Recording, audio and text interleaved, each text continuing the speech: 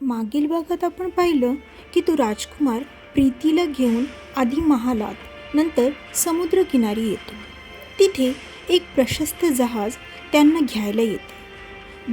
दोघे जहाजात बसल्यानंतर राजकुमार प्रीतीला जुन्या आठवणींच्याबद्दल सांगतो.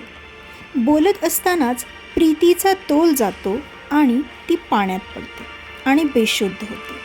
पण जेव्हा ती शुद्धीत येते तेव्हा ती तिच्या घरी असते. पण दुसऱ्याच क्षणी तिला जाणवतं की ती पूर्णपणे भिजलेली आहे. आता पुढे प्रीतेशही तिला म्हणतो, अगं ताई, तू कुठे गेली होतीस आणि इतकी का भिजली आहेस? प्रीतीला ते स्वप्न आठवतं आणि तिच्या काळजात धस्स होतं. ती त्या कादंबरीकडे पाहते तर ती कादंबरी उघडी असते. प्रीती पटकन उठून त्या कादंबरीकडे जाते आणि पाहते तर काय, उघडलेल्या पानावर जहाजाचं आणि समुद्राचं चित्र असतं. आता मात्र प्रीतीचं डोकं फुटायची वेळ आली होती.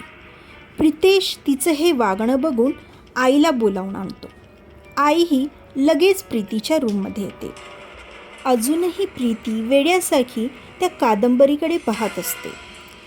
प्रीतेश आईला तिथे घडलेला सर्व प्रकार सांगतो. म्हणून आई प्रीतीला विचारू लागते, बाळा, काय झालं? एवढी कशी काय भिजलीस आणि त्या कादंबरीकडे का पाहत आहेस? प्रीती एकदम भानावर येते. ती आईला सांगू की नको हा विचार करत असते. पण पुन्हा आई काळजी करेल म्हणून आईला म्हणते, काही नाही ग आई, तू जाऊन झोप, मीही झोपते, उद्या मला कॉलेजला लवकर जायचे. आई म्हणते, अशी काय करते ही मुलगी? प्रीतेश मात्र डोळे बारीक करून पाहू लागतो. ती म्हणते, प्रीतेश, तुलाही शाळेसाठी उठवायचे ना, जा जाऊन झोप. पुढे ती म्हणते, तुम्ही ना उगाच माझी जास्त काळजी करता, जावा आता दोघेही जाऊन झोपा. प्रीतेश आणि आई नाईलाजाने आपापल्या रूममध्ये जातात. ते गेल्यानंतर प्रीती विचार करू लागते की हे स्वप्न होतं की सत्य. पण मग स्वप्न होतं तर स्वप्नात मी पाण्यात पडल्यानंतर प्रत्यक्षात कशी काय भिजले?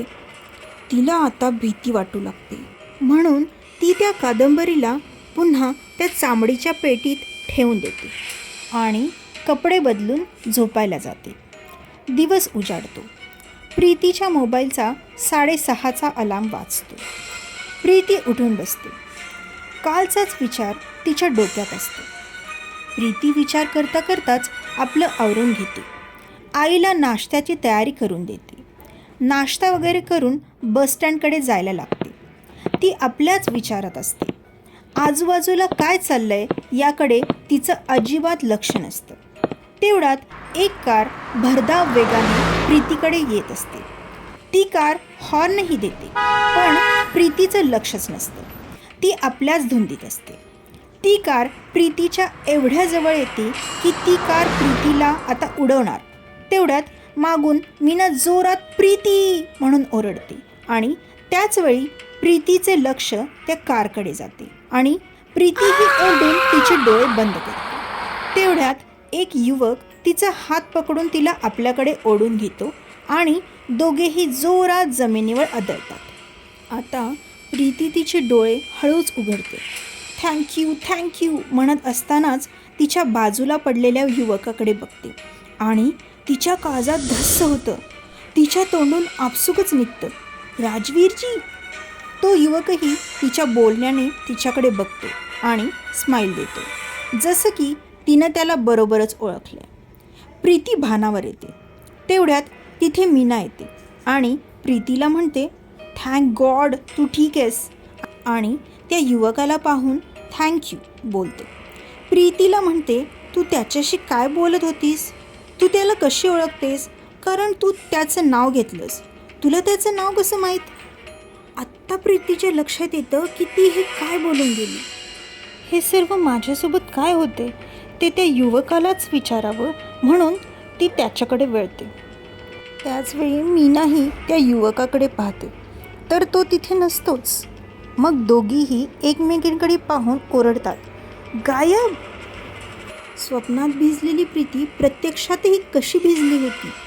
तो युवक खरंच राजकुमार होता का काय होतं त्याचं सत्य हे जाणून घेण्यासाठी ऐकत रहा कोण.